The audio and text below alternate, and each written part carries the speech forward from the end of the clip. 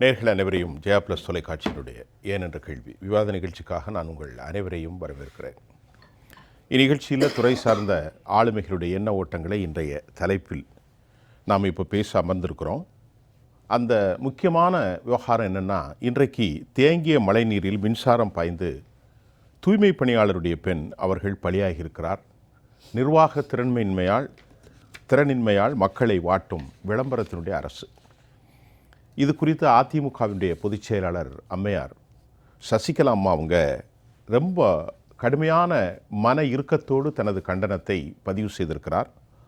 அவங்க என்ன சொல்லியிருக்கிறாங்க அம்மையார்னு பார்த்தா, சென்னை கண்ணகி நகரில் 11வது குறுக்கு தெருவில் வாசிக்கின்ற அந்த தூய்மை பணியில் இருந்திருக்கூடிய வரலட்சுமி அந்த அம்மையார் காலை தன் பணிகளை இருக்கின்ற போது எதிர்பாராத விதமாக தேங்கி நின்ற மழை நீரில் கால் வைத்து மின்சாரம் தாக்கி அவர்கள் இறந்து விட்டார்கள். அவருடைய ஆத்மா சாந்தி அடைய வேண்டும் என்று அவர்கள் கேட்டிருக்கிறார்.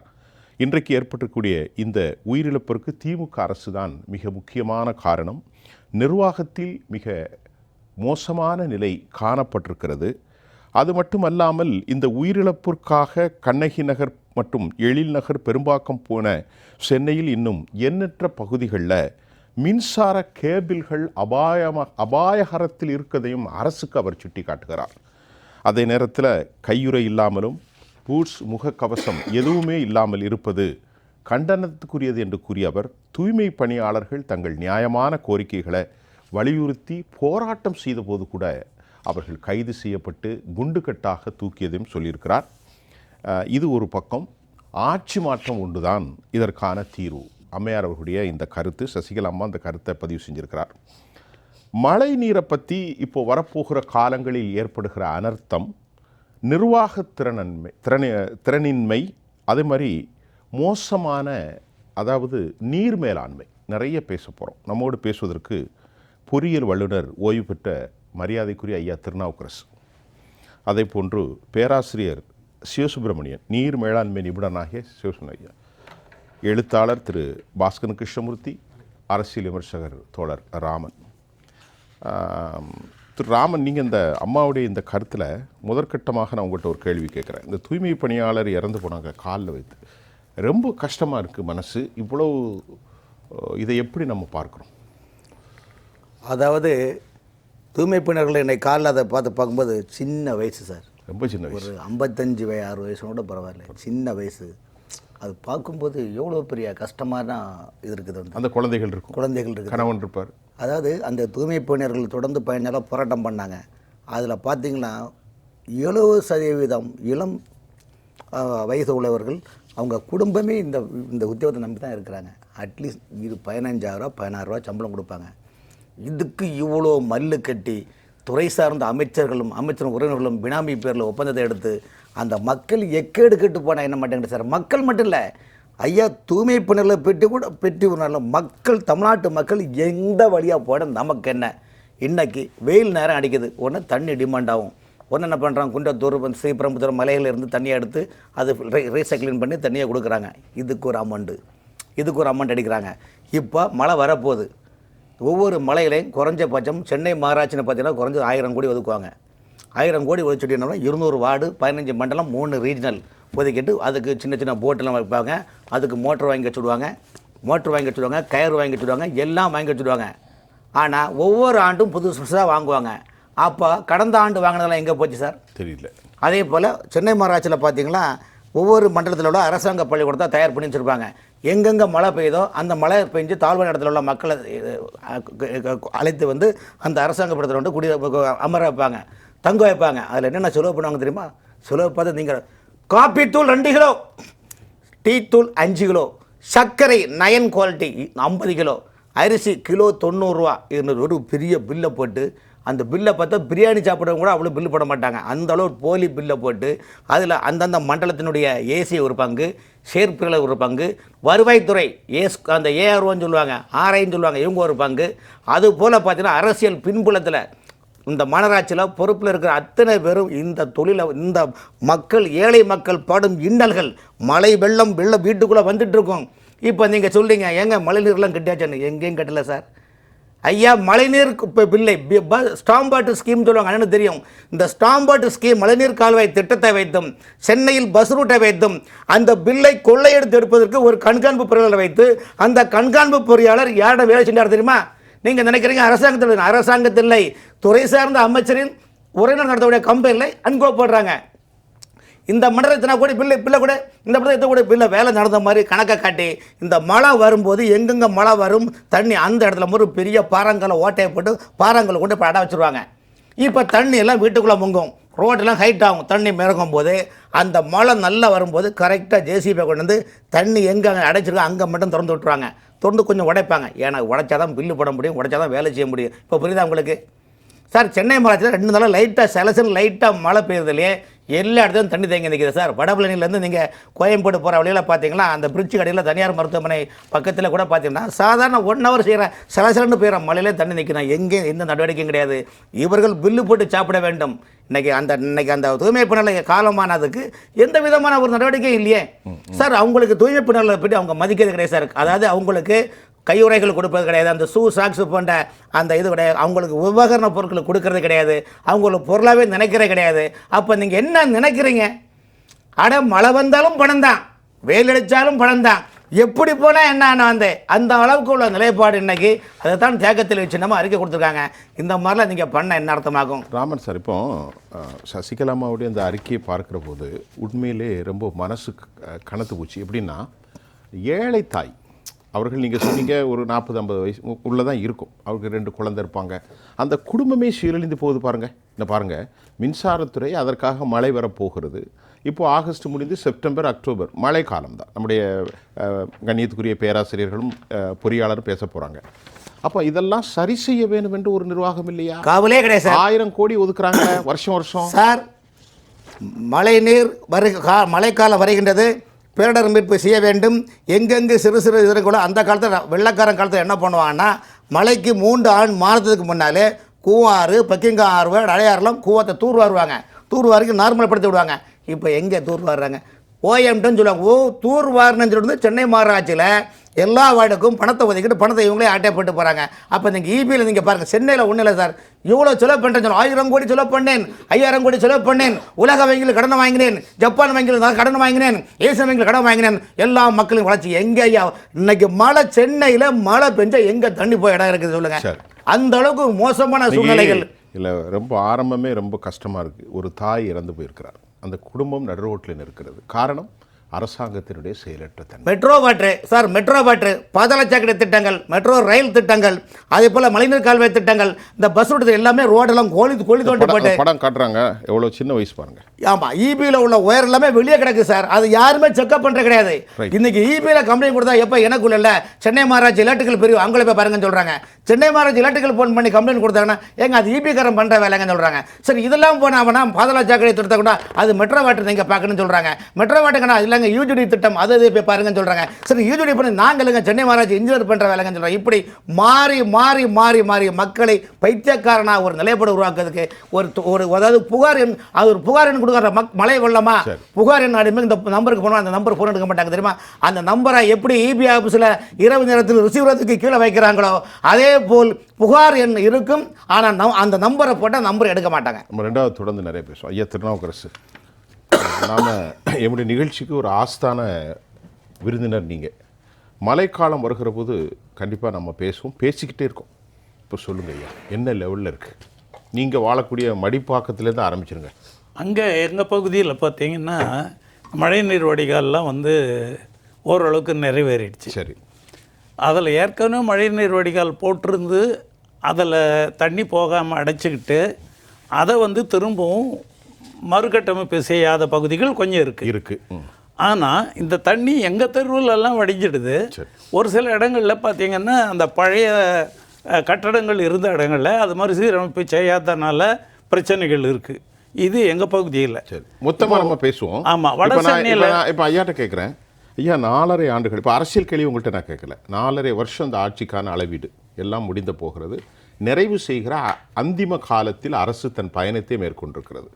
ஒரு 4000 கோடியை செலவு பண்ணியிருக்காங்க. இப்போ நான் வருகிற போது வடபழனி, கோயம்பேடு, சிஎம்டிஏ இப்படியே பார்த்தால் அனைத்து பகுதிகளும் தோண்டப்பட்டு கொண்டே இருக்கிறது. எனக்கு ஒன்றும் புரியவில்லை. இந்த மழைக்காலத்தில் அந்த பணிகளை செய்கிறதே தவறு அப்படின்னு சொல்லிட்டு கொஞ்ச நாளைக்கு முன்னாடி அரசே தான் பத்திரிகைகள் செய்து தான் அது மழைக்காலத்தில் எந்த பணியும் செய்யக்கூடாது, மழைக்காலத்துக்கு முன்பாகவே முடிக்க வேண்டும் அப்படின்னு. இவங்க என்ன நினைக்கிறாங்கன்னு நினைக்கிறேன், அக்டோபர் நவம்பர் டிசம்பர் மட்டும்தான் மழைக்காலம்னு நினைக்கிறாங்க. அது மிகப்பெரிய தவறு. அரசினுடைய அந்த போக்கு சரியில்லை. ஏன்னா இப்போ இந்த பருவநிலை மாற்றத்தின் காரணமாக பெய்ய வேண்டிய மழை முன்னாடியே பெய்யுது. அப்போ நீங்கள் என்ன செய்யணும், தென்மேற்கு பருவமழையை எதிர்நோக்கியே நீங்கள் இதெல்லாம் முடிச்சிருக்கணும். அது முடிக்காததுனால தான் இவ்வளோ பிரச்சனைகள். இப்போ பார்த்தீங்கன்னா வட சென்னையில் இன்னும் நிறைய இடங்களில் இந்த மழைநீர் வடிகால் பணிகள் முடிக்கப்படாமல் இருக்கிறது. அது ஆமாம், வட சென்னையில் இன்னும் நிறைய இருக்குது, பாக்கி இருக்குது. இப்போ இங்கே எடுத்துக்கிட்டிங்கன்னா இந்த ஒரு 4 ஏரியோட தண்ணி பார்த்தீங்கன்னா இந்த வீரங்கால் ஓடை வழியாக போகணும். இந்த வீரங்கால் ஓடை ஏற்கனவே நிரம்பி அந்த பக்கம் வழிஞ்சா, வலது பக்கம் வழிஞ்சா வீடுகள், இடது பக்கம் வழிஞ்சா இந்த உள்ளோட்ட சாலை. அதனால் என்ன பண்ணுறாங்க, இப்போ போய் அந்த ஏற்கனவே இருக்கக்கூடிய அந்த காங்கிரீட் கால்வாயை உயர்த்துகிறார்கள். இப்போ செப்டம்பர் மாதத்தில், இப்போ செப்டம்பர் தானே? ஆமாம், அதுவும் இன்னும் முடியல, முடிஞ்ச பாடு இல்லை. அந்த வீரங்கால் ஓடை பணி இன்னும் முடிஞ்ச பாடு இல்லை. இப்படியே எடுத்துக்கிட்டால் கூட அது அக்டோபரில் கூட முடியுமான்னு எனக்கு தெரியல. அதனால் என்ன, மறுபடியும் இப்போ மழை வந்ததுன்னு சொன்னால் திரும்பவும் போன வருஷம் இருந்த அதே பிரச்சனை இந்த வீரங்கால் ஓடையை சுற்றி இருக்கிற மக்களுக்கு இருக்கத்தான் போகுது. இப்போ ஒரு சின்ன கேள்வி ஐயா, ஒரு இடத்த தோன்றாங்க, பைப்பை போடுறாங்க, இன்னொருத்தர் வந்திருக்கான் ஃபைபர் நெட்வொர்க்குங்க வரான், இன்னொருத்தர் வர்றான் ஷாக்கடை அடைப்புனா. இது என்னதான் ஒரு சரியான முறை? இதை நம்ம எப்படி மெயின்டைன் பண்ணுறது? இதே அரங்கில் நம்ம பல முறை பேசிட்டோம். பார்த்தீங்கன்னா ஒரு துறைக்கும் இன்னொரு துறைக்கும் இந்த இன்டர் டிபார்ட்மெண்டல் கோஆர்டினேஷன்றது சுத்தமாக கிடையாதுன்னு நம்ம பல முறை பேசிட்டோம். சரி, ஆனாலும் அரசாங்கம் இதில் எந்த அக்கறையும் எடுத்துக்கிட்டதா தெரியல. சரி, ஒன்று நீங்கள் சொன்ன மாதிரி ஒன்று போட்டுட்டு போகிறாங்க, அடுத்த நாளே ஒருத்தர் வந்து தோன்றாரு. இப்போ எங்கள் பகுதியிலே பார்த்தீங்கன்னா சிக்கல் எப்படி இருக்குன்னா, ஏற்கனவே குழாய் பதிச்சு தண்ணி கொடுக்கறதுக்காக குழாய் பதிக்கப்பட்டது. அது வந்து போட்டு முடிச்சுட்டு போயிட்டாங்க. உடனே என்ன பண்ணாங்க, அடுத்து யூஜிடி அண்டர் கிரவுண்ட் ட்ரைனேஜுக்காக தோண்டினாங்க. தோண்டும் போது நிறைய வீடுகளுக்கு கொடுக்கப்பட்ட அந்த குழாய் இணைப்பு இருக்கு இல்லையா, அதையெல்லாம் தோண்டி போட்டு போயிட்டாங்க மிஷினை வச்சு. இப்போ ஒவ்வொன்றா திரும்ப என்ன பண்ணுறாங்க, அந்த தோண்டி போட்ட பகுதியெல்லாம் எங்கெங்கே அந்த குழாய் இணைப்பு அதை தோண்டி போடப்பட்டதோ அந்த இடத்துலலாம் மறுபடியும் திரும்பவும் பணிகள் நடக்குது. இதையெல்லாம் முடித்து எப்போ வந்து தண்ணி எங்கள் சம்புக்குள்ளே விழுவுன்றது இன்னைய வரல எங்களுக்கு யாருக்கும் தெரியாது. அதிகாரிகள்கிட்ட கேட்டால் நேற்று கொஞ்சம் மழை பெஞ்சது, ஒரு 3 சென்டிமீட்டர் பெஞ்சிருக்குமா. இன்றைக்கி பார்த்தீங்கன்னா பெரிய புக்லின் ஜேசிபி வைத்து தள்ளுறாங்க. இன்னொரு இடத்துல பார்த்தீங்கன்னா தூய்மை பணியாளர்கள் பெருக்குமாறு, அது என்னது இதை வைத்து செய்வது, அந்த தும்பை வைத்து அகற்றுகிறாங்க. அப்போ எனக்கு என்ன புரியலன்னா, 4000 கோடி ஆட்டோமேட்டிக்காக ஸ்டோரேஜ் இருந்தால், ஸ்டோம் வாட்டர் இருந்துச்சுன்னா அது வடிந்து விடணும். இதெல்லாம் எனக்கு புரியலையே ஒரு பொறியாளரா. அது மட்டும் இல்லை, இப்போ எங்களுக்கு ஒரு பெரிய சிக்கல் என்னன்னா, மடிப்பாக்கத்தில் அண்டர் கிரவுண்ட் ட்ரைனேஜ் போட்டாச்சு. சரி, அந்த போட்ட ட்ரைனேஜ் கொண்டு போய் ஒரு இடத்துல ஒரு கலெக்ஷன் டேங்க் எல்லாத்தையும் கலெக்ட் பண்ணி அங்கேருந்து பம்ப் பண்ணணும். அந்த கலெக்ஷன் டேங்க் இன்னும் ஃபங்க்ஷன் பண்ணவே இல்லை. அதுக்குள்ளே ஒரு சில வீடுகளுக்கு இணைப்பே கொடுத்துட்டாங்க. அப்போ அந்த ட்ரைனேஜ் எங்கே போவோம், அந்த வீட்டுடைய ட்ரைனேஜ்? ஒருத்தர் வந்து அங்கே வேலை பார்க்குறாங்க அந்த பணியாளர்கள், அவங்கக்கிட்ட கேட்குறாரு, என் வீட்டில் தண்ணியை ஊற்றினா அது போயிட்டு மறுபடியும் திரும்பி என் வீட்டுக்கே வருது, ரிவர்ஸ் ஆகுது அப்படின்னு கேட்குறாரு. யார் இவங்களை அதுக்குள்ளே கனெக்ஷன் கொடுக்க சொன்னது? அதுவே இன்னும் ரெடி ஆகலை, பம்பிங் ஸ்டேஷன் ரெடி ஆகலை. அது ஒரு சுடுகாட்டுக்கு பக்கத்தில் பம்பிங் ஸ்டேஷன்லாம் கட்டிட்டாங்க. ஆனால் அது ஃபங்க்ஷன் பண்ணாத முந்தி இதை கொடுத்ததுனால பெரிய பிரச்சனை. இப்படி நிறைய சிக்கல்கள் இருக்குது. தற்போது நீர் மேலாண்மை நிபுணர் பேராசிரியர் திரு சிவசுப்ரமணியன் ஐயா, இப்போ சென்னையை பற்றி ஒரு செக்டோரியல், திரு ராமன் மக்களின் வாழ்வியல் குறித்தும் பாதுகாப்பு. நான் உங்கள்கிட்ட கேட்குறது, மழை பொழிகின்றது, சில நேரத்திற்கு மேக வெடிப்புகள், மற்றொரு நேரங்களில் நாங்கள் பெரிய குவாரல் வாய் தகராறு பண்ணி கொஞ்சம் வந்தாலும் அதை சேமிப்பதற்கும் வழி இல்லை. ஆனால் இங்கே ஊழல் கரைபிடிந்து ஒரு சிறிய விவகாரத்திற்கு திரு ராமன் சொல்வது பல ஆயிரம் கோடிகள் ஒதுக்கப்படுகிறது. இந்த நீரை சேமித்து வைத்து விவசாயிகளுக்காக ஒரு பாதிப்பு இல்லாமல், இன்றைக்கி தஞ்சை கடைவடை பகுதிகளெலாம் எங்கேயும் போகிறதில்லை, தூர் வாடுறதில்லை, அடைப்பாய் பூச்சி. இதற்கெல்லாம் தீர்வு என்ன? இல்லை, அருமையான ஒரு கேள்வியை கேட்டிருக்கிறீர்கள். முக்கியமாக பார்த்தா, யானை வரும் பின்னே மணி ஓசை வரும் முன்னே. இப்போ இந்த தென்மேற்கு பருவமழை தான் மணி ஓசை. அடுத்து அந்த வடகிழக்கு பருவமழை வருகிறது, யானை வருவது போல். இப்போ பார்த்தீங்கன்னா இப்போ இவங்க சொன்ன மாதிரி இப்போ பெய்கிற மழையில் சிட்டியில் எவ்வளோ ப்ராப்ளம்ஸ் இருக்குது, எங்கெல்லாம் வாட்டர் தேங்குது அப்படிங்கிறத நம்ம பேசுனீங்க. இப்போ ஒரு 70 to 80% of rain water is useful for agriculture. இந்த அக்ரிகல்ச்சருக்கு ஒரே ஒரு இடத்த மட்டும் நம்ம இப்போ பேசலாம். அதில் பார்த்திங்கன்னா காவேரி. நம்ம ஏற்கனவே பார்க்குறோம் கர்நாடகாவில் தண்ணீர் வெயில் காலங்களில் பற்றாக்குறையாக இருந்தால் விடமாட்டேன்றாங்க. பட் அங்கே மட்டும்தான் ஒரு அணை கட்ட முடியும். அதே மாதிரி நம்ம இடத்துலையும் ராசி மணலில் கட்ட முடியும். எங்கெல்லாம் இப்போ வாய்ப்புகள் இருக்குது அங்கே முழுமையாக கட்டி இப்போ வர்ற வாட்டரை தேக்கி வச்சா நல்லாயிருக்கும். அந்த கவர்மெண்ட்டும் ஸ்டெப் எடுக்கலை, இந்த கவர்மெண்ட்டும் ஒன்றும் ஸ்டெப் எடுக்கிறதில்ல, சென்ட்ரல் கவர்மெண்ட்டும் அதை பற்றி கவலைப்படல. அப்போது இப்போ இவ்வளோ மழை வரும்பொழுது இப்போ நீங்கள் பார்த்துருப்பீங்க இந்த 1 மந்தில் எவ்வளோ வாட்டர் போய் கடலில் கலக்குது. அப்போ நிறைய இடத்துல வந்து தண்ணீர் இல்லாமல் பயிரெலாம் காயுது, தண்ணி இல்லை. இப்போ உண்மையாக சொன்னால் என் ஊரே சொல்லலாம். இந்த முசிறிங்கிறது முசிறி குளித்தலை பகுதி அகண்ட காவேரி, திருச்சியில் இருக்கிறது முசிறி பகுதி தான் அகண்ட காவேரி. அங்கேருந்து ஒரு 8வது கிலோமீட்டரில் தான் என் ஊர் இருக்குது, வேலக்கானத்தம் அப்படின்னு. அது இன்றைக்கி மலைமறைவு பிரதேசம், சஹாரா பாலைவனத்தின் ஒரு பகுதி. அந்த மாதிரி ஆயிட்டு நான் 35 வருஷத்துக்கு முன்னாடியே அங்கே தண்ணி இல்லைன்னு தான் சென்னைக்கு வந்தேன். அது கொஞ்சம் சரி பண்ணி வந்தால் மீண்டும் போகலான்னு. இன்றைக்கி அதை விட மோசமாக இருக்குது. அப்போ காவிரியிலேருந்து ஒரு 8 கிலோமீட்டருக்கு அதனுடைய எஃபெக்ட் இல்லை, 2 கிலோமீட்டர் தான் அதனுடைய சீப்பேஜ் எஃபெக்ட். 3வது கிலோமீட்டரோட காவிரி எஃபெக்ட் போயிடுது. அதுக்கப்புறம் பார்த்திங்கன்னா ஒரே வறட்சி. இப்போ காவிரியில் ஒரு 30-40 இடத்துல வந்து ஒரு இந்த பக்கம் ஒரு 20 கிலோமீட்டர், அந்த பக்கம் ஒரு 20 கிலோமீட்டர், இந்த மாதிரி ஒரு வாய்க்கால்கள் அமைச்சு கொடுக்கும்போது இப்போ போகிற தண்ணீரெல்லாம் அந்தந்த வாய்க்காலில் விடும்போது கிணறுகளெல்லாம் ரொம்ப பிரமாதமான அக்ரிகல்ச்சர். எந்த அக்ரிகல்ச்சர்? அதாவது மழை இல்லாமல் தண்ணீர் இல்லாமல் பல வருஷமாக பாதிக்கப்பட்டவங்க ஒரு வருஷம் வந்தாவே அவங்களுக்கு 3 வருஷத்துக்கு போதும். ஆனால் இப்போ எடுக்கிறவங்க எல்லாம் எங்கெல்லாம் தண்ணீர் இருக்கோ, காவேரி பாசனம் இல்லை எங்கெல்லாம் ஒரு நல்ல ஏரிகள் இருக்கோ அங்கே இருக்கிற வாட்டர் தான் யூஸ் பண்ணுறாங்களோ ஒழிஞ்சு வறட்சியான இருக்கிறவங்க பேசாமல் இருக்கிற முள்ளு முளைச்சி போய் கிடக்குது. அப்போது இந்த ஒரு சிஸ்டத்தை கடைபிடிக்கிறதுக்கு தான் நம்ம கருணாநிதி ஏற்கனவே இருந்த பொழுது 2000 ஒரு TNFMIS ஆக்ட்னு போட்டார், Tamil Nadu farmers management of irrigation system act. அது என்னென்னா அந்தந்த குடிமராமத்துன்னு முன்னாடி சொல்லுவோம். அந்த குடிமராமத்து வேலையை அந்த விவசாயிகள் மூலமாகவே செய்யணும்னு ஆரம்பிக்கிறாங்களோ ஒழிஞ்சு அடுத்த ஆட்சி வரும்போது அதை கண்டுக்காமல் போயிடுறாங்க. அதுக்கு அடுத்த ஆட்சி இவங்க வந்து அந்த அமைப்புக்கு வந்து ஒரு நல்ல நிலைமையை கொடுத்தா அவங்க ஆட்சியில் இருக்கிறவங்கள போடும்போது அங்கே ஏற்கனவே ஒர்க் பண்ணிகிட்டு இருக்கிற நல்ல டேலண்டட் பீப்புள் தூக்கி போட்டுறதுனால அவங்க ஒர்க் பண்ண மாட்டாங்க. 5 வருஷத்துக்குள்ளார இந்த இது முடிஞ்சது, கடைசியில் 2 பேரும் ஒர்க் பண்ணாமல் சிஸ்டமே கொலாப்ஸ் ஆகிடுது. இப்போ அந்த மாதிரி கொலாப்ஸ் ஆனதுனால தான் இப்போ பார்த்தீங்கன்னா காவிரியில் கிட்டத்தட்ட 50,000 கியூசெக் 1,00,000 கியூசெக் திறந்து விட்டாலும் கடமடைக்கு தண்ணி போகலை. ஏன்னா விவசாயிகள் கவர்மெண்ட் செஞ்சு கொடுக்கும், மெயின் வாய்க்கால் அவங்க பண்ணுறாங்க. பட் சில வாய்க்கால் எல்லாம் ஃபார்மர்ஸ் தான் பண்ணணும், அவங்களும் பண்ண மாட்டேன்றாங்க.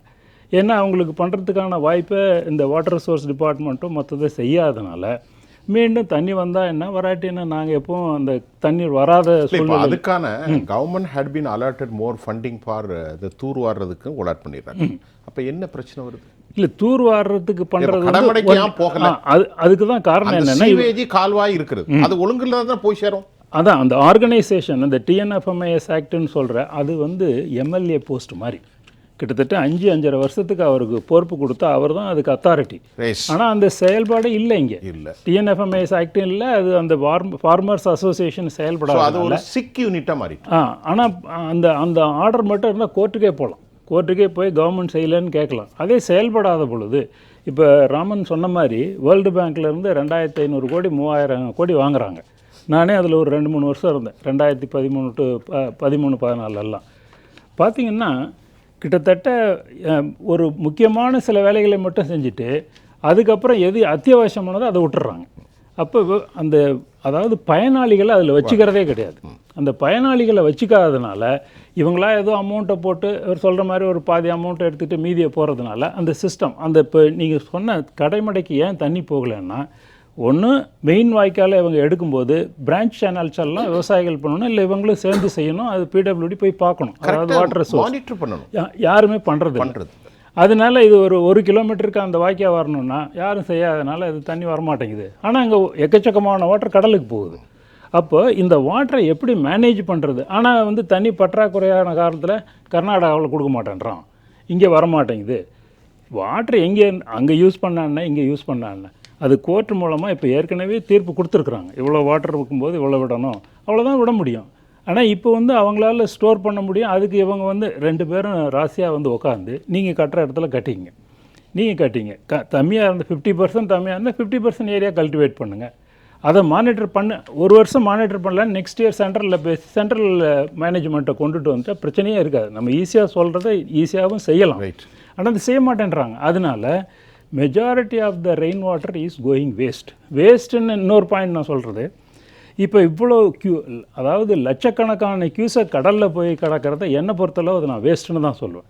ஆனால் நீங்கள் வந்து என்விரான்மெண்டலில் கேட்டிங்கன்னா இல்லை அந்த தண்ணி போகிறதுனால முகத்துவாரத்துலலாம் நிறைய மாற்றங்கள் எல்லாம் ஏற்படுது. இல்லை, நான் என்ன சொல்கிறேன், அந்த சூழலியல் scientist would have a kind of the different perception regarding that. அங்கே தான் பிரச்சனை. அது எப்படி? அதுக்கு என்னன்னு கேட்டிங்கன்னா, இப்போ நிலப்பரப்பு வந்து கிட்டத்தட்ட 29% தான் இருக்குது. 71% வந்து கடல் இருக்கு. ஆனால் நம்மக்கிட்ட பெய்கிற மழையை விட 71%ல அதிகமான மழை பெய்யுது. அதனால இங்கே வர்றதை நீ யூஸ் பண்ண முடியாமல் அது எப்படி இருந்தாலும் போகும். அதை விட்டுட்டு யூஸ் பண்ணுறதையும் கொண்டு போய் அங்கே விட்டுட்டு இந்த தண்ணி வந்தால் தான் கடல் வாழ் உயிரினங்கள் வாழுன்னா that is not at all acceptable. அது அதனால அக்செப்டபிளே இல்லை. அது இல்லை, அவங்க சொல்கிறாங்க இயற்கை அப்படித்தான், கடலில் கலக்கிறத நீங்கள் தடை செய்ய முடியாத அப்படியெல்லாம். எஸ், இயற்கையாக போகிறது போகுது. பட் நீங்கள் வந்து அது இயற்கையாக போகிறது இல்லாமல் இருக்கிறதையும் விட்டுட்டு அங்கங்கே அணை கட்டணுமோ அது ஈவன் ஃபார் காவேரியில் ஒரு 30 கிலோமீட்டர் 50 கிலோமீட்டருக்கு தடுப்பணை கட்டி ஒரு 5 அடி உயரத்துக்கு போட்டாவே இப்போ நீங்கள் அந்த 1 லட்சம் கியூசக் போகிறதெல்லாம் ரொம்ப குறைச்சி ஒரு லிமிட்டட் அளவு கொண்டு போகலாம். இன்னும் வந்து இரிகேட்டட் அக்ரிகல்ச்சர் பார்த்தீங்கன்னா ஒரு 40-50% இருக்கிறது 70-80க்கு போகும். அதாவது பாய்மான வசதிகள் இரிகேஷன் சிஸ்டம் இருந்துச்சுன்னா எக்ஸ்பேண்ட் ஆகும் இன்னும் நிலங்கள். நிச்சயமா இன்னும் வருங்காலத்தில் இவர்கள் செய்யறது பெரிய தவறு. விவசாயத்தில் லாபம் இல்லை, லாபம் என்கிற கிலோ 1500 ரூபாய்க்கு போகும், இன்னைக்கு 70 ரூபாய் ஆயிட்டு. நிச்சயமா இதில் இன்னும் ஒரு முக்கியமான பாயிண்ட் பார்த்தீங்கன்னா, இரிகேட்டட் அக்ரிகல்ச்சரில் உற்பத்தி ஆகிறதுக்கும் அன்இரிகேட்டடில் உற்பத்தி ஆகிறதுக்கும் பார்த்தீங்கன்னா, இப்போ இரிகேட்டடில் வந்து அதாவது 15 மூட்டை கிடைக்குதுன்னா அன்இரிகேட்டடில் ஒரு 2-3 மூட்டை தான் கிடைக்கும். அப்போ வானம் பார்த்த பூமியா, வானம் பார்த்த பூமியில் ஒரு 2 அதாவது 5ல் 1 மடங்கு தான் கிடைக்கும். அப்போ என்ன அது அவங்களுடைய உழைப்பு கூட கிடைக்கும். இரிகேஷன் வந்து ஒரு சிஸ்டம் கேனல் இருக்கு, எக்ஸ்பெக்டேஷன் இருக்கு, நம்ம கரெக்ட்டா ஃப்ளோ ஆகும். இது எப்ப பெய்யும்னு சொல்ல முடியாது. நீங்க சொன்ன மாதிரி மலைமறைவு பிரதேசத்துல நீங்க வந்தா தானே உங்களுக்கு விளைச்சல். அந்த வர்றதை அவங்க சரியான முறையில் பயன்படுத்தணும். இப்போ மாடர்ன் டெக்னாலஜி நிறைய வந்திருக்கு. பட் வாட்டர் இருந்தால் தானே அதை யூஸ் பண்ண முடியும். அந்த இதெல்லாம் இந்த கவர்மெண்ட் செய்யணும். அதுதான் ஒரு விஷயம். ப்ரொஃபஸர் சுப்பிரமணியம் சொன்னார்ல, அதில் இந்த ஆண்டு என்ன பண்ணாங்க, டெல்டாவில் A and B class channels எல்லாம் பொதுப்பணித்துறை வண்டல் மண்ணை எடுக்கணும். மற்ற சின்ன வாய்க்கால்கள்லாம் என்ன பண்ணாங்க, வேளாண் பொறியியல் துறைக்கிட்ட கொடுத்தாங்க. ஏன்னா அவங்கக்கிட்ட நிறைய மெஷின்ஸ் இருக்குது. ஆனால் வேளாண் பொறியியல் துறைக்கு இந்த கால்வாய் இருக்குன்னா இது என்ன அகலம் இருக்கணும், எவ்வளோ ஆழம் அதை தோண்டணும் அப்படிங்கிறதெல்லாம் அவங்களுக்கு தெரியாது. அந்த ஃபண்டமெண்டல் நாலேஜ் இல்லை. ஏன்னா அந்த டெல்டாவை மெயின்டைன் பண்ணுறாங்க, அந்த துறைக்கு அந்த நாலேஜ் இருக்காது. அது என்ன, இது காலங்காலமாக அதை மெயின்டைன் பண்ணுறது யார், நீர்வளத்துறை. அப்போ இந்த நீர்வளத்துறையை அவங்களோட கைகோத்துக்கிட்டு இந்த வாய்க்காலில் நீ இவ்வளோ ஆழம் எடுக்கணும், இவ்வளோ தூரத்துக்கு எடுக்கணும் அப்படியெல்லாம் சொல்லியிருக்கணும். அப்படியெல்லாம் சொன்னாங்களான்னு தெரியல. இன்னொன்று, இந்த வாய்க்கால்கள் பூராவுக்குமே அந்த காலத்தில் பார்த்தீங்கன்னா ரெஜிஸ்டர் ஆஃப் காம்பனண்ட் ஒர்க்குன்னு ஒன்று இருக்கும். ஒரு ரெஜிஸ்டர், அது வந்து வெள்ளக்காரன் பீரியட்லேருந்து மெயின்டைன் பண்ணுற ஒரு ரெஜிஸ்டர். அந்த ரெஜிஸ்டர் இன்றைக்கி எந்தெந்த பிரிவுகளில் இருக்குது, எந்தெந்த உட்கோட்டங்கள் இருக்குன்றது யாருக்கும் தெரியல. இருக்கான்னு கேட்டால் அது ஜென்ரலாக என்ன பண்ணுவோம், காம்பனண்ட் ரெஜிஸ்டர்னுவாங்க. அதில் தான் ஒவ்வொரு மடையும் எத்தனை ஏக்கர் பாயணும், அந்த மடையோட அடிமட்டம் எந்த அளவில் இருக்கணும், இது எல்லாமே அதில் இருக்கும். அப்படி ஒரு ரெக்கார்டு இருந்தது, ஃபுல் ப்ரூஃபாக. அது வந்து பிரிண்டட் ஃபார்மு, அதில் கையால் எழுதியிருக்கும். அது இன்றைக்கி எங்கே இருக்குதுன்னே யாருக்கும் தெரியல. அதனால் இவங்களால் அவங்கள சரியாக கைட் பண்ண முடியல. இது ஒரு முக்கியமான காரணம், கடமடைக்கு தண்ணி போய் சேராது. பாஸ்கர் கிருஷ்ணமூர்த்தி ஐயா, இப்போ நீரியல் மேலாண்மை பேராசிரியர் நம்முடைய சிவசுப்பிரமணியன் ஐயா, திருநாவுக்கரசு எல்லாரும் அவங்கவுங்க பார்த்து ஒரு கருத்தை வச்சுட்டாங்க. கலெக்டிவாக சொல்லுங்கள். சரி, முதல்ல தொடங்கிறதுக்கு முன்னால் அந்த தூய்மை பணியாளரின் குடும்பத்துக்கு நம்முடைய ஆழ்ந்த அனுதாபங்கள். ரொம்ப இளம் வயதான பெண், அது நம்முடைய ரொம்ப கஷ்டமாக இருக்குது பார்த்து. இடங்கள். இப்போது நம்ம 2 விஷயங்களை பேசிகிட்டு இருக்கோம். ஒரு பக்கம் துப்புரவு பணி, இன்னொரு பக்கம் நீர் மேலாண்மை. நீர் மேலாண்மையில் இன்னும் கொஞ்சம் உள்ளே போனீங்கன்னா, நீருங்கிறது அப்படியே நீர் மேலாண்மை இல்லை. அது இன்னும் கொஞ்சம் உள்ளே போனீங்கன்னாக்கா பாசன நீர், குடிநீர், மழை நீர், நிலத்தடி நீர், இது போகாமல் கழிவு நீர், இவ்வளவும் அதில் இருக்குது. நீரில் இவ்வளவும் இருக்குது. பாசன நீர் மேலாண்மை என்பது வேறு, குடிநீர் மேலாண்மை என்பது வேறு, நிலத்தடி நீர் மேலாண்மை என்பது வேறு. இந்த மாதிரி எல்லாமே தனித்தனியாக இருக்குது. மழை நீர் மேலாண்மை என்பது வேறு.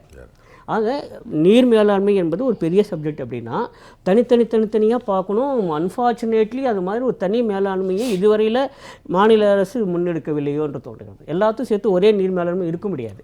பாசன நீர் மேலாண்மை என்பது முற்றிலும் வேறு. ஆறுகள், அணைகள், கிளையாறுகள், வாய்க்கால், கால்வாய், அப்புறம் ஆறு, ஏரி, குளம், குட்டை, இத்தனை நிரம்பியது. அது ஐயா சொன்ன மாதிரி. ஆமாம், இது வந்து மிகப்பெரிய ஒரு பணி. பாசன நீர் ஐயா மாதிரி அல்லது திருநாக்கு ஐயா மாதிரி இவங்கெல்லாம் தான் அதில் வந்து அதை பற்றி தெரியும். ஆமாம், அங்கே வந்து வி நீட் எக்ஸ்பர்டைஸ். அதுக்கு வந்து மிகப்பெரிய அளவு திட்டங்கள் வேண்டும். ஒவ்வொரு ஆண்டும் தொடர்ந்து செய்யக்கூடிய பணிகள் ஏராளமாக இருக்கின்றன. இதெல்லாம் சேர்ந்தது பாசன நீர் மேலாண்மை. ஆனால் மழைநீர் மேலாண்மை என்று வருகிற போது பெரும்பாலும் அது பேரிடர் மேலாண்மையாக தான் இருக்கும். மழைநீர் மேலாண்மையில் பெரும்பாலான பகுதி எங்கே வரும் அப்படின்னா பேரிடர் மேலாண்மை தான். ஆனால் பல பேர் நினச்சிட்டு இருக்காங்கன்னா பேரிடர் மேலாண்மைன்னா ஏதோ ஒரு பெருவெள்ளம் வருகிற போது தான் பேரிடர் மேலாண்மை தேவைப்படும் நினைக்காங்க. அப்படி இல்லை. அரை மணி நேரம் மழைக்கு கூட பேரிடர் மேலாண்மை தேவைப்படுகிறத இன்றைக்கி நம்ம பார்த்துருக்கோம். டிசாஸ்டர் மேனேஜ், அதுதான் இன்றைக்கி பார்க்குறோம். ஏன்னா பல பேர் அந்த டிசாஸ்டர் மேனேஜ்மெண்ட்டுங்கிற பேரை கட்டவுடனே என்ன பண்ணுவாங்க, unless there is a disaster there is nothing to manage. செய்தி சொல்லும்போதே என்ன சொல்லுவாங்க தெரியுமா, தேசிய பேரிடர் மேலாண்மை குழு தற்போது வந்திருக்கிறது. அப்படி தேசிய பேரிடர் நீங்கள் சொன்ன மாதிரி சென்னைக்கு எப்பவுமே தேவை இருக்குது. ஆமாம், அதான் பேரிடர் வந்தால்தான் அதுக்கு தேவைங்கிறது இல்லை. மழைநீர் மேலாண்மைங்கிறது தொடர்ந்து நடந்து கொண்டே இருக்க வேண்டும். 1/2 மணி நேரம் மழை பெஞ்சா கூட தேவை. அதுதான் இன்றைக்கி உணர்த்தி இருக்கிறது. குடிநீர் மேலாண்மையும் சரி, நிலத்தடி நீர் மேலாண்மையும் சரி, அரசியல் கடந்து சொல்கிறேன், ஜெயலலிதா இருந்த போது தான் அது மிகச் சிறப்பாக செயல்பட்டது. சக்ஸஸ். ஆமாம், உங்களுக்கு மழைநீர் சேகரிப்புங்கிறது நிலத்தடி நீருக்கானது தான். மழை நீரையும் நிலத்தடி நீரையும் இணைக்கக்கூடிய ஒரு சிறந்த திட்டம் அது. சரிங்களா? அது மாதிரி ஒரு திட்டம் அநேகமாக சுதந்திர இந்தியாவில் யாரும் கொண்டு வரல. மழை நீரையும் நிலத்தடி நீரையும் இணைக்கக்கூடிய ஒரு திட்டம். அதுதான் அந்த திட்டத்தோட அடிப்படை நோக்கம் வந்து அதுதான். மழை நீர் நிலத்தடி நீராக மாற வேண்டும், வீணாகக்கூடாதுங்கிறது தான். அது ஒரு சிறந்த மேலாண்மை. இதெல்லாம் போக தான் உங்களுக்கு வடிகால் மேலாண்மை வருகிறது. வடிகால் மேலாண்மைங்கிறது என்ன, கழிவுநீர் மேலாண்மை தான். சரிங்களா? அப்போது இதற்கு தான் உங்களுக்கு துப்புரவு பண்ணி உள்ளே வராங்க. சரிங்களா? அதனால் இது வந்து நீர் மேலாண்மையின் ஒரு தனி பகுதியாக இதை பார்க்க வேண்டாம். இதுவும் பார்ட் ஆஃப் வாட்டர் மேனேஜ்மெண்ட் தான். அப்போது வேஸ்ட் வாட்டர் மேனேஜ்மெண்ட்டுங்கிறது ஒன்று இல்லவே இல்லை. அதை நீங்கள் தனியாக வடிகால் வாரியம் என்று போயிட்டீங்க. இப்போது இரண்டாவது நம்ம பார்க்க வேண்டியது என்னென்னா, எந்த ஒரு பணியாக இருந்தாலும் சரி, இப்போ நம்ம சொல்லக்கூடிய இந்த 5லுமே கூட, அதிலும் குறிப்பாக வடிகால் வாரியம் இருப்பதில் நமக்கு என்ன தேவைப்படுகிறதுனா, பல துறைகளின் ஒருங்கிணைப்பு தேவைப்படுகிறது, கோஆர்டினேஷன் தேவை. அந்த அளவுக்கு ஒரு கோஆர்டினேஷன் இருக்கா அப்படின்னு பார்க்க போனால் குறிப்பாக இல்லை என்பது தான் இன்றைய சம்பவம் நமக்கு உணர்த்துகிறது. நான் ஒவ்வொரு முறையும் சொல்லுவேன், 3 துறைகளையும் மிக நிச்சயமாக நீங்கள் ஒருங்கிணைத்து ஆக வேண்டும். ஒன்று உள்ளாட்சி அமைப்பு, சென்னையை பொறுத்தவரை கார்ப்பரேஷன். 2வது மின்வாரியத்துறை, இது இருந்தாலும் 3வது சுகாதாரத்துறை. இந்த 3ம் இணைந்து தான் இந்த பணியை சிறப்பாக செய்ய முடியும். ஆனால் நீங்கள் பாருங்கள், இங்கே இருக்கக்கூடிய பெரியவங்கள்லாம் கூட பாருங்கள், எல்லாம் நீங்கள் என்றைக்காவது ஒரு நாள் பாருங்கள், இந்த வடிகால் வாரியத்துக்கு துப்புரவு பணிகள் எங்கேயெல்லாம் இறங்கி வேலை செய்கிறாங்களோ அங்கே எங்கேயாவது நீங்கள் எலக்ட்ரிசிட்டி ஆள் பார்த்துருக்கீங்களா? எங்கேயாவது பார்த்துருக்கீங்களா? இருந்ததே இல்லை. இருந்ததே இல்லை. சுகாதாரத்துறை சேர்ந்த யாராவது இப்போ அதில் வந்து ஏதோ ஒரு வாயு வருது, உடனே நிற்கணும். 3ம் கோஆர்டினேஷன் இல்லை. அது ஒரு சார் நீங்கள் சொன்னது இந்த டிசாஸ்டர் மேனேஜ்மெண்ட்னா இன்க்ளூட்ஸ் மெடிக்கல் ரீஹபிலிட்டேஷன் ஒர்க். இல்லை, நான் சொல்கிறது வந்து டிசாஸ்டர் மேனேஜ்மெண்ட்டுன்னு போகல. I'm talking about everyday management, day to day மேனேஜ்மெண்ட்லேயே இந்த 3 துறைகளும் இணைந்து பணியாற்ற வேண்டும். மின்சாரத்துறை அங்கே இருந்தாக வேண்டும். தண்ணீர் இருக்குது அப்படின்னா அந்த இடத்துல மின் கசிவு இருக்காமல் பார்க்குறது மின்சாரத்துறை அங்கே இருந்திருக்க வேண்டும். ஒரு ஆம்புலன்ஸ் நிற்கணும். அது சுகாதாரத்துறை இருக்கணும்ல. ஆமாம். இப்போது எப்போது இந்த 3ம் இணைந்து செயல்படுகிறதோ அப்போது தான் இந்த மேலாண்மை சிறப்பாக இருக்க முடியும். இது தனி. சரிங்களா? வடிகால் வாரிய பணிங்கிறது தனி, தூய்மை பணிங்கிறது தனி, அப்புறம் மின்சார பணிங்கிறது தனி. நடக்கிறேன். எனக்கு மின்வாரிய தொழிலாளர்கள் எனக்கு மிகுந்த மரியாதை உண்டு. ஏன்னா பிரமாதமாக வேலை செய்கிறாங்க, அட்டகாசமாக வேலை செய்கிறாங்க. சரிங்களா? மின்வாரியமும் இருக்குது. 3வது சுகாதாரத்துறை அங்கே இருக்கணுங்க. சுகாதாரத்துறையும் மின்வாரியத்துறையும் அப்புறம் வந்து உள்ளாட்சி அமைப்பும் இணைந்து செய்ய வேண்டிய ஒரு பணி. எங்கேயாவது ஒரு இடத்துல சொல்லுங்கள் 3 பேர் சேர்ந்து அந்த இடத்துல இருந்திருக்கான்னு நீங்கள் காட்டுங்க பார்ப்போம். இம்பாசிபிள், சாத்தியம் இல்லை.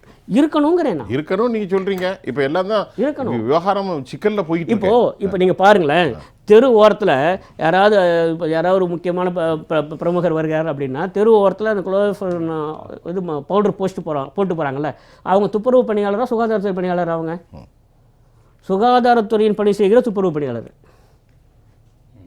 கண்டிப்பாக சானிடேஷனுக்கு எதில் வரும் நீங்கள் சொல்லுங்கள்? 2க்கும் பொதுவானது. துப்புரவுக்கும் பொதுவானது, சுகாதாரத்துறைக்கும் பொதுவானது. ஆமா, அது common. இதில் எங்கேயாவது ஒரு லைன் வச்சுருக்கீங்களா நீங்கள் இது யார் பண்ணுறாங்க அப்படின்னு சொல்லிட்டு? அப்போது துப்புரவு பணிங்கிறது சுகாதாரத்துறைக்கு மிகவும் நெருக்கமான ஒரு பணி தான். சுகாதாரத்துறை ஒதுங்கி விட முடியாது அப்படி. சரி, அப்போது உங்களுக்கு ஏன் மின்சாரம் உள்ளே வருதுன்னா நமக்கு இன்னமும் அந்த அச்சம் இருக்கிறது நமக்கு. அதனால தான் இன்னைக்கு இந்த மரணம். ஆமாம், அந்த வல்னரபிலிட்டி இருக்குல்ல. சரி, மழை நீர் வந்து ஒரு அரை மணி நேரம் பெஞ்சோட மழை நீர் தேங்குன்னா அந்த இடத்துல மின்கசிவு ஏற்படுவதற்கு சாத்தியம் இருக்குது அப்படின்னா அந்த இடத்துல மின் வாரியோடையும் முதல்ல பார்த்துட்டு மின்கசிவு இல்லைங்கிறத உறுதி செய்யணுமா வேண்டாம்? முதல்ல உறுதி செஞ்ச பிறகு தான் உள்ள இறங்கணும். அந்த கேள்வி தான் நான் எதிர்பார்க்குறேன். 2 நாளைக்கு முன்னாடி நம்ம கூட ஒரு செய்தி ஒன்று வந்துச்சு.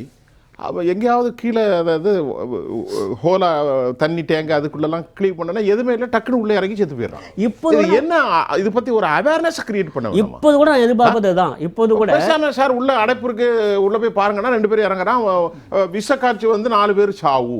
என்ன கணக்கு இது? இல்லை, அதுதான் சொல்கிறேன். என்ன கைடன்ஸ் இருக்கு அரசுட்ட? கேளுங்க, இப்போ கூட இந்த நிகழ்ச்சியெல்லாம் சொல்கிறது ஒன்றே ஒன்று தான். ஒரே ஒரு முக்கியமான வேண்டுகோள் என்ன அப்படின்னா, தயவு செய்து இந்த 3த்துலையும் ஒருங்கிணைங்கிற மாதிரியான ஒரு துப்புரவு பணிக்கு ஒரு ஆணை வெளியிடுங்க, சரி, அறிவிப்பு வெளியிடுங்க. ஜீவோ ராமன்ட்ட ஒரு கேட்டுறேன். நீங்கள் அதுக்கடல டக்குன்னு வேற கதைக்கு போயிறாங்க. நீங்கள் ரொம்ப சுறுசுறுப்பாக இருக்கீங்க. இந்த உள்ளாட்சி துறைன்னு வந்த உடனே எனக்கு உங்கள் ஞாபகம் தான் வருது. இந்த உள்ளாட்சியை பற்றி ஏராளமாக வச்சுருப்பீங்க பற்றிலாம். ஆமாம், இதுக்கு அலாட்மெண்ட் ஃபண்டு நிறையப்பா, யாகப்பட்டது. வைரமும் வைடூரியமும் மரகதமும் இந்த புல்லெல்லாம் இறந்து போச்சே, இதெல்லாம் பார்க்க வேண்டாம். அதாவது ஒரு மனிதனுக்கு உடல் ஆரோக்கியமாக இருக்க வேண்டுமானால் மெயினாக முதுகு தண்டு ஸ்ட்ராங்காக இருக்கணும், ஸ்பைனல் கார்டு. இது இருந்தால் தான் மனிதன் வாழ்க்கையை ரன் பண்ண முடியும். அதே போல் மாநிலத்தினுடைய ஆட்சி அதிகாரத்தை நிர்ணயித்து மக்களுடைய வாழ்வாதாரம் மேம்படுத்த வேண்டுமானால் 60% திட்டங்கள் உள்ளாட்சித்துறை தான். இங்கு தான் குடிநீர், பாதாளச்சாக்கடை திட்டம், மழைநீர் கால்வாய், தெருவிளக்கு, சாலைகள், குப்பை எடுத்துதல், இது எல்லாமே இதில் தான். ஆனால் இதில் தான். ஆனால் இதில் வந்து இதில் நீங்கள் இப்படி சொல்லுவீங்க, அடிக்கடி இப்படிங்களே. இல்லை, அது சொல்ல வரேன். இதில் வந்து இதில் வந்து இந்தியாவிலேயே அதிகமாக மாநகராட்சி ஆக்குறது தமிழ்நாட்டில் மட்டும்தான். ஏன் தெரியுமா? அண்ணனுக்கெல்லாம் பெரிய இவங்க விவரமான பொறியாளர்கள். எதுக்கு சொன்னால் தமிழ்நாட்டில் ஏன் மாநகராட்சிகளை அதாவது ஊராட்சி பேராட்சிகள்லாம் சேர்ந்து எடுத்து அதெல்லாம் கொள்ளையடிச்சு போய் இனிமேல் அது அடமான வச்சா கூட வாங்க மாட்டேன் லெவலில் வந்தோடனே 5 பேராட்சி 5 நகராட்சி தாம்பரம் மாநகராட்சி ஆகின மாதிரி அழகாக மாநகராட்சி ஆக்கி உலக வங்கியிலேருந்து 5000 கோடி லோன் வாங்கலாம் சார். இந்த லோன் ஏன் கொடுக்குறான்னு தெரியுமா?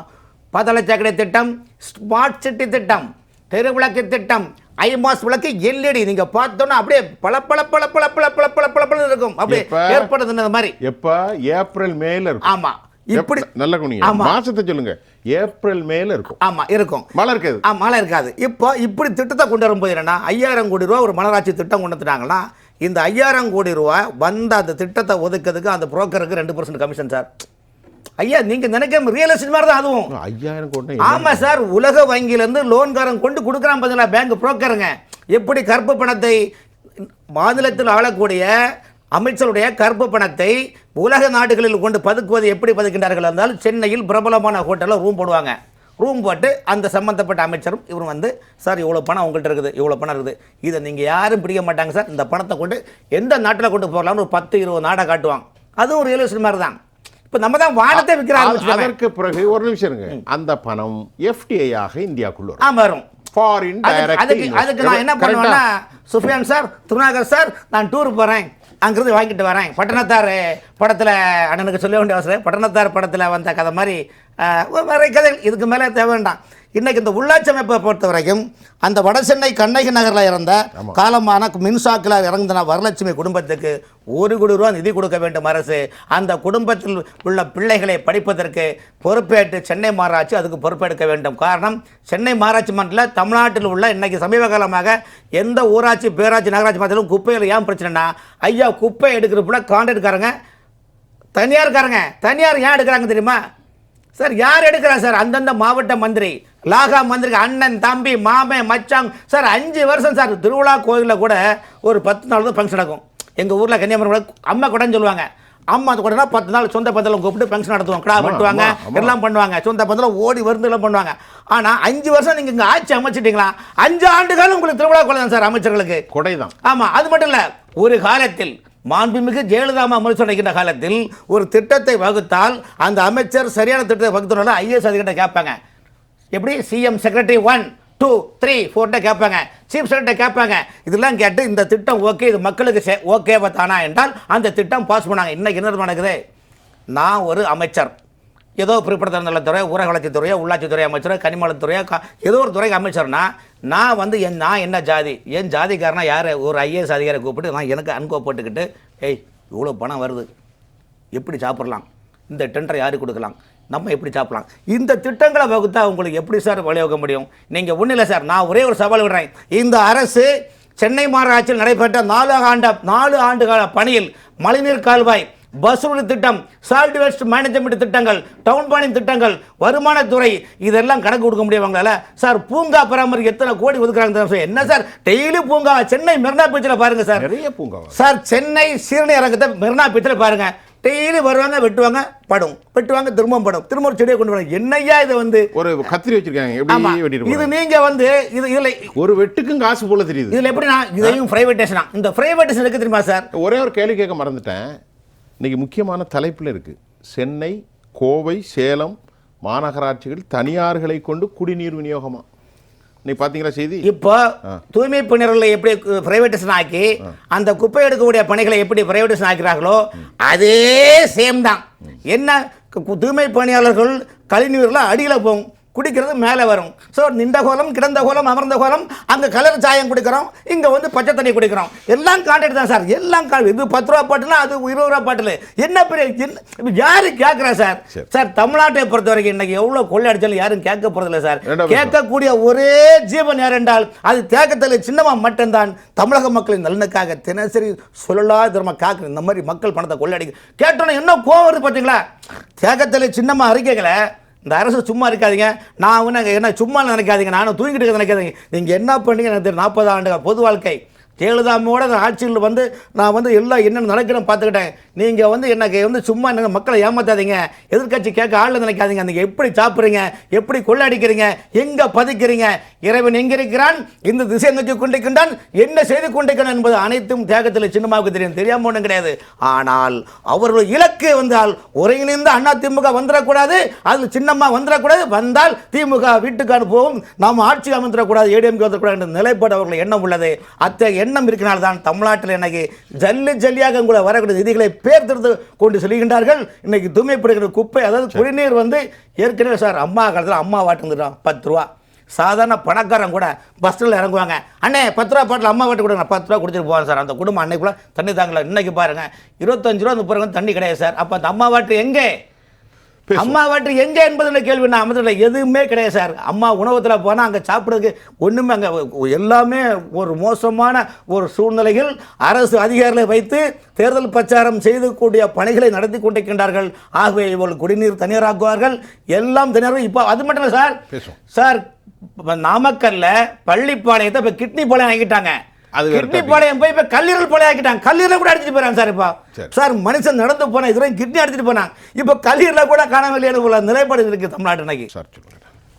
மேட்டூர்லேருந்து வீணாக வெளியேறுகின்ற தண்ணீரை பற்றி ப்ரொஃபஸர் சிவசுப்ரமணியம் ரொம்ப பேசினார். அதை பற்றி அவர் சொல்கிற அந்த ஐடியா வந்து காவேரியில் வர தண்ணி அங்கங்கே தடுப்பணைகள் கட்டி அதை திருப்பி வறண்ட பகுதிகளுக்கு அனுப்பலாம் அப்படிங்கிறதுல எந்த தவறும் இல்லை, தாராளமாக பண்ணலாம். அது ஒன்று.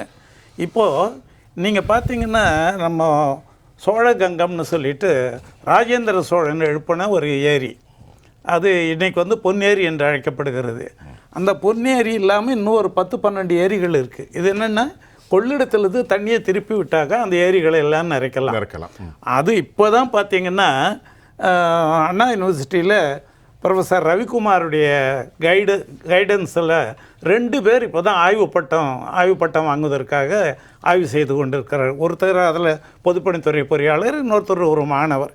இதெல்லாம் எடுத்துக்கிட்டிங்கன்னா அந்த மாதிரி சின்னதாக அந்த ஆய்வுகளை பண்ண பார்த்தீங்கன்னா ஏதோ மொத்த தண்ணியும் சேமிக்க முடியலன்னா கூட பண்ணலாம். இன்னொன்று வாட்டர் மேனேஜ்மெண்ட்டு ஒரு சிறந்த இடத்துல போகலாம். இன்னொன்று நான் சொல்கிற மாதிரி இந்த ஆற்றுக்கு 2 பக்கமும் ஒரு 5 கிலோமீட்டருக்கு பெரிய கால்வாய் வெட்டணும். அந்த கால்வாய் எப்படி இருக்கணும்னா தரமட்டத்துக்கு கீழே தான் இருக்கும். அதுக்கு பேரே கெனால் ரிசர்வாயர். இதை பற்றி நான் ஏற்கனவே வந்து எத்தனை அடி இருக்கணும், அது நீங்கள் எவ்வளோ தண்ணி தேக்கணும் அதுக்கேற்ற மாதிரி ஒரு அங்கே இடத்துல மண் வந்து கீழே பாறையாக இருந்ததுன்னு வச்சுக்கோங்க கஷ்டம். பாறை மட்டத்துக்கு போகக்கூடாது, மண் இருக்கிற மட்டத்துக்கு ஒரு 6 மீட்டருக்கோ 7 மீட்டருக்கோ 100 மீட்டர் அகலம் 110 மீட்டர் அகலம் அப்படி வச்சு ஒரு 5 கிலோமீட்டருக்கு தோண்டினீங்கன்னா கொஞ்சம் கொஞ்சம் கொஞ்சம் கொஞ்சம் அதுக்கு பேரே கனால் ரிசர்வாயர். அது ஒரு ரிசர்வாயர், ஆனால் அதனுடைய ஷேப்பு வந்து எப்படி இருக்கும்னா கனால் ஃபார்மில் இருக்கும்.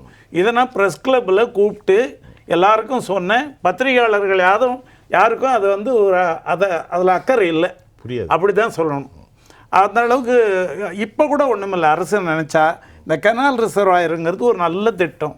தாராளமாக எங்கெங்கே பண்ண முடியுமோ ஒரு 5 கிலோமீட்டருக்கு இந்த பக்கம் 5 கிலோமீட்டர் கொண்டு போனால் இதில் என்ன முக்கியமானதுன்னா அதில் தண்ணி தேங்கிறது மட்டும் இல்லை, அந்த 5 கிலோமீட்டருக்கு அக்கம் பக்கம் இருக்கிற அத்தனை இடமும் சேச்சுரேட் ஆகிடும் ஒரு 3 வருஷத்தில். சேச்சுரேட் ஆயிரும். விவசாயங்கள் சிறு சிறு ஒரு கீரை விவசாயிகள் கூட. ஆமாம், அப்போ என்ன பண்ணலான்னா இந்த காவேரி கமாண்ட்லேயே உங்களுக்கு நிலம் எடுப்பு இருக்கும், அதாவது நிலத்தை அக்வயர் பண்ண வேண்டியிருக்கும், அது ஒரு உண்மை.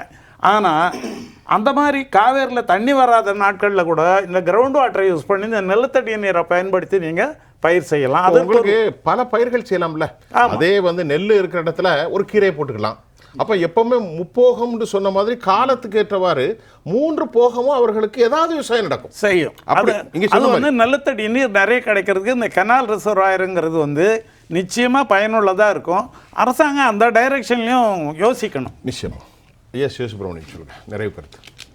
இப்போ இவ்வளோ நேரம் பேசினதில் இந்த கடந்த காலத்தெல்லாம் பார்க்கின்ற பொழுது ஒரு 3 முக்கியமான விஷயங்களை இந்த அரசு கவனத்தில் எடுத்துக்கணும். ஒன்று, இப்போ பார்த்தீங்கன்னா ரிப்பீட்டட் ஹை ஃப்ளட்ஸ். பார்த்தீங்கன்னா ஒரு 2 நாளைக்கு முன்னாடி அடுத்தது மீண்டும் அதே லெவலில் போகுது. அப்போ அவ்வளவையும் எப்படி வந்து ஸ்டோர் பண்ணுறதுங்கிறத கவர்மெண்ட்டோ இல்லை நீர்வள நிபுணர்களோ இல்லை அதை பற்றி யோசனை பண்ணணும். ரெண்டாவது, எராட்டிக் ரெயின்ஃபால். இவ்வளோ தான் வரப்போகுதுன்னு இல்லை, திடீர்னு பார்த்தா 50 மில்லிமீட்டருங்கிறது ஒரே நாளில் பெய்யுது. 550 மில்லிமீட்டர், 50 சென்டிமீட்டரே பேஞ்சிட்டு போயிடுது. அந்த மாதிரி இப்போ வர்றதுனால அதை எப்படி வந்து சரி பண்ணலாம்? சரி பண்ணுறது இல்லை, அது ஸ்டோர் பண்ணுறது தான் நம்ம யோசனை பண்ணணும். இல்லாட்டி அதை எப்படி டைவர்ட் பண்ணுறதுங்கிறது தான் அந்த எராட்டிக்கு இப்போ பேர் மேக வெடிப்புன்னு வேறு. Yes, you are right. Clouds crack. அடுத்தது இந்த பிரச்சனைகளுக்கெல்லாம் காரணமே கிளைமேட் சேஞ்ச். அந்த climate change brings more erratic and intensive rainfall. ஒரு இப்போ பார்த்தீங்கன்னா நேற்று நைட்டு 1:30 மணிக்கு மழை ஆரம்பிச்சது. சரி, ஒரு 1 ஹவர் பெஞ்சிட்டு போயிடும்னு பார்த்தேன். கரெக்டாக மழை பெஞ்சா தூக்கம் வராது. ஆவடி பக்கம் ஆவடியில் தான், ஆவடியில். அதான் கேட்குறேன். ஆமாம், அப்புறம் சூப்பர் மழை நேற்று. மாவட்டம் ஃபுல்லாக. ஆமாம், ஒரு 2 டிகிரி இன்னைக்கு வெயிலே இல்லை. கொஞ்ச நேரம் ஒரு 1/4 மணி நேரம் ரெஸ்ட் எடுத்தது. அப்புறம் பார்த்தீங்கன்னா காலையில் 7 மணி வரலும் பெய்யுது. சரியான மழை. அப்போ அவ்வளோ வாட்டரையும் அது அந்த ஏரியாவில் கொஞ்சம் ரொம்ப காஞ்சி இருந்ததுனால இழுத்துருச்சு. பட் இதே வந்து அக்டோபர்லலாம் பார்த்தீங்கன்னா நிறைய வரும்போது அது ஆட்டோமேட்டிக்காக வெளியில் போகும். அதே மாதிரி தான் இப்போ இரிகேஷனுக்கு கூட எங்கெல்லாம் வாட்டர் வருதோ இப்போ ஸ்டோர் பண்ணி வைக்கணும். அதுக்கு தான் அந்த நம்ம இப்போ பேசுன மாதிரி அவர் 5 கிலோமீட்டர் 10 கிலோமீட்டர் போட்டால். இப்போ நான் உங்கள்கிட்ட ஒரு சின்ன கேள்வி, சென்னை போன்ற பெருநகரங்களில் எப்படி ஸ்டோர் பண்ணுறது? இதுக்கு ஒரு முக்கியமான இது என்னுடைய ஓன் தெரியாமல் கேட்குறேன். இல்லை, என்னுடைய ஓன் எக்ஸாம்பிள். நான் ஏன் தூங்க மாட்டேன்றேன், நேற்று என் வீட்டுக்கு வந்து தேவையான வாட்டர் ஒரு 5 நிமிஷம் மழை பெஞ்சா போதும். இப்போ நான் 3 வருஷமாக ரெயின் வாட்டர் தான் குடிச்சிக்கிட்டு. எப்படி மக்களுக்கு சொல்லுங்களேன். அதாவது மேலே வந்து ரூஃப் போட்டாச்சு, அந்த ஃபுல்லாக வந்து அந்த அதாவது பிவிசி பைப்பில் போட்டேன். மழை பெஞ்சதுன்னா முதல் ஒரு 10-15 நிமிஷம் தண்ணி விட்டுருணும். ஏன்னா அது அந்த அழுக்கு கசடெல்லாம் போயிடும். அந்த ஒரு ஃபர்ஸ்ட் ரெயினை விட்டுட்டு. ஆனால் இப்போ பார்த்தீங்கன்னா நேற்று ஈவினிங் மழை பெஞ்சுது 6 மணிக்கு, கிளியர் பண்ணிட்டேன். அப்புறம் ஒரு 6 மணி நேரம் கழித்து நைட்டு 1:30 மணிக்கு பெஞ்சு அப்பவும் அழுக்கு வருது. அப்போ எப்படி வருதுன்னா இந்த அதாவது ஏரில் இருக்கிற அழுக்கு அப்படியே இறங்குது. அது வேலை. ஆமாம், அவ்வளோ கார்பன். அவ்வளோ. Yes, you are right. That is the carbon. அதான் யோசனை. அதாவது என்ன சொல்றாங்க, ஃபென்சோபினான். எஸ், அதனுடைய அந்த மாசு பெற்று காற்றெல்லாம் பொல்யூட்டட். இல்லை, காற்றினுடைய நிறம் என்னன்னா நமக்கு தெரியல. ஆனால் அந்த தண்ணியில் பார்த்தீங்கன்னா ஒரே இந்த அளவு கருப்பு, பிளாக். ஆனால் அது மறுநாள் காலையில் தெளிஞ்சு போய் அது கீழே போயிடுது. அது கலக்கி விட்டிங்கன்னா கருப்பாயிருது. அப்போது அந்த காற்றை வடிகட்டுறது மழை தான் வடிகட்டுகிறது. அப்போது அந்த இதை எடுத்துகிட்டு நீங்கள் ஒரு 2-3 பேரலில் பிடிச்சி வச்சுட்டிங்கன்னா மலையில் இருக்கிற மழை தண்ணீரில் நல்லா மூடி வச்சுட்டிங்கன்னா 1 வருஷம் ஆனாலும் பூச்சி புழுவே வராது. அப்படியா? பூச்சிப்புழு வராது. நீங்கள் அந்த வாட்டர் அப்படியே குடிக்கலாம். சார், பழங்கஞ்சி சூப்பராக இருக்கும் சார். நான் சொல்லுக்கா சொல்கிறேன், நாங்கள்லாம் மழை தண்ணி மெட்ராஸில் வந்து 4-5 ட்ரம்மில் எப்படி வைப்போம். ஒரு மாதம் தண்ணி ஒரு கிடையவே கிடையாது. ரகசியங்கள்லாம் மக்களுக்கு 1 மாதம் இல்லை, 1 வருஷம் தண்ணி 1.5 வருஷத்துக்கு ஒரு நாள் குடிக்காது சார். பழங்கஞ்சி நீங்கள் வச்சிங்கன்னா அப்படியே தேவாம்பிரதமர் ஒரு அயல கருவாடை சுட்டு சாப்பிட்டு வச்சுருக்காங்க. அது பிரமாதமாக 50 ஆண்டுக்கு முன்னாடி கூட்டு போயிட்டேன் பாருங்க. இல்லை, ரெண்டாவது ஒரு முக்கியமான பாயிண்ட்டு, நமக்கெல்லாம் சளி பிடிக்கும். இப்போ எனக்கு இந்த 3 வருஷமாக சளி பிடிச்சதே இல்லை. ஏன்னா அந்த ரெயின் வாட்டர் அது ஏதோ சம்திங் பாடியை நல்லா க்யூர் பண்ணி விட்டுருது. அதனால ரொம்ப நன்றி ஐயா. பல லட்சம் ஆயிரக்கணக்கான மக்கள் பார்த்துக்கிட்டு இருக்காங்க. இல்லை இதுதான் அந்த அற்புதமான ஐயா. ஐயா சொல்றது முக்கியமான விஷயம். இல்லை ஜெயலலிதா அம்மா பண்ண மாதிரி எல்லா வீடுகள்லையும் அவங்களுக்கு எங்கெல்லாம் முடியுமோ அங்கே அவங்களுக்கு தேவையான வாட்டரை ஒரு வருஷத்துக்கு தேவையான ஸ்டோர் பண்ணி வச்சா நம்ம மேலே பெரிய ஸ்டோர் வச்சுக்கலாம். அதை பியூர் ஆன பிறகு காலத்துக்கும் பயன்படுத்தலாம். ஆமாம் பயன்படுத்திக்கலாம். கிணறு இருந்ததுன்னா இப்போ மீதி வாட்டர் எனக்கு கிணறுக்கு போயிடும். 65 அடியில் ஃபுல்லாக வந்துடும். ஆனால் ஒரு 10 நாளில் இறங்கிடும். ஏன்னா பக்கத்தில் இருக்கிறது எல்லாம் வந்து போர் அழுத்தி விட்டா அது பாட்டில் இழுத்து தெரிஞ்சது நம்ம கொடுத்துக்கிட்டு இருக்கிறோம்.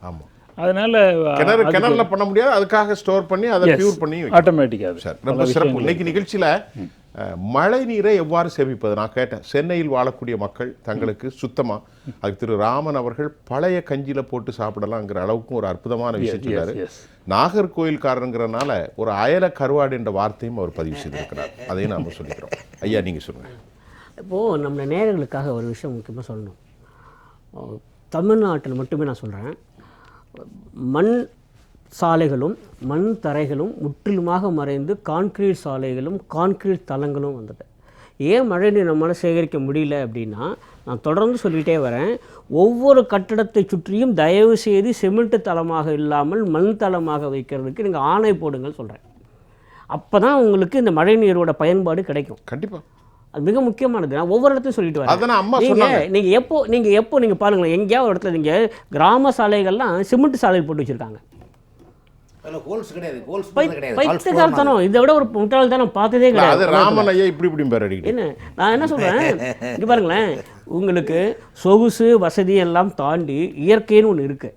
நீங்கள் தரை எப்படி இருக்குன்னா மண் தரையாக இருக்கணும். நீங்கள் மண் தரையிலே எவ்வளோ மழை பெஞ்சாலும் மழை நிற்கும், தண்ணி நிற்கும். ஆனால் தானாக அது உறிஞ்சிக்கணும், நிலத்தடி நீர் மேலே வரும்.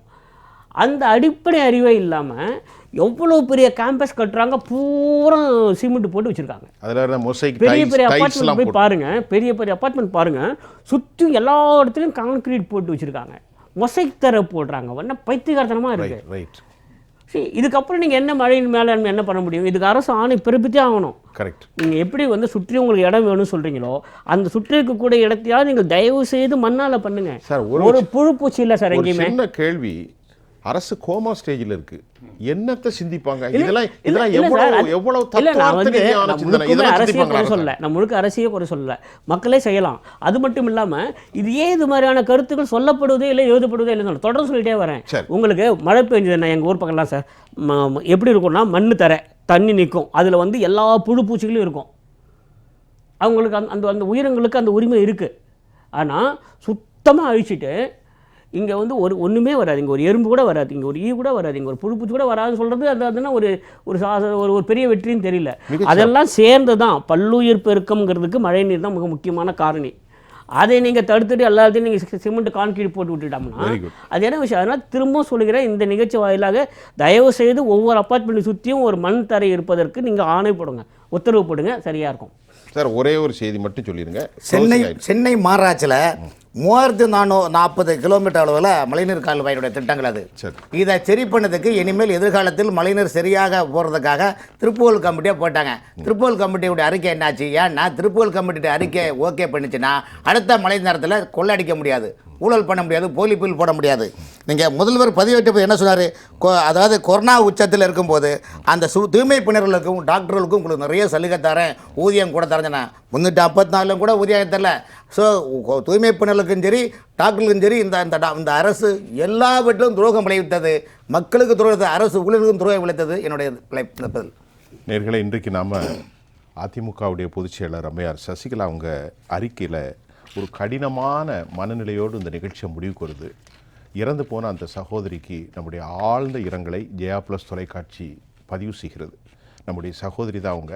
அந்த குழந்தைகளுக்கும் அந்த அவருடைய இறந்த சகோதரிகள் கணவருக்கும் மன வலிமையை தரும்படி நாம் பிரார்த்திக்கிறோம். நல்ல விஷயங்களை இன்றைக்கி நம்முடைய சிவசுப்பிரமணியன் ஐயா அவர்களும் மரியாதைக்குரிய திருநாவுக்கரசு திரு பேராசிரியர் சிவசுப்பிரமணியன் மற்றும் பாஸ்கரன் கிருஷ்ணமூர்த்தி திரு ராமன், உங்கள் அனைவருக்கும் நான் உளப்பூர்வமான நன்றியை தெரிவித்துக் கொள்கிறேன். மீண்டும் மற்றொரு களத்தில் நான் உங்களை சந்திக்கின்றேன். அதுவரை உங்கள் அனைவரிடமிருந்தும் நான் உங்கள் சுஃபியான், ஜெயா ப்ளஸ் தொலைக்காட்சிக்காக நன்றி. மீண்டும் சந்திப்போம்.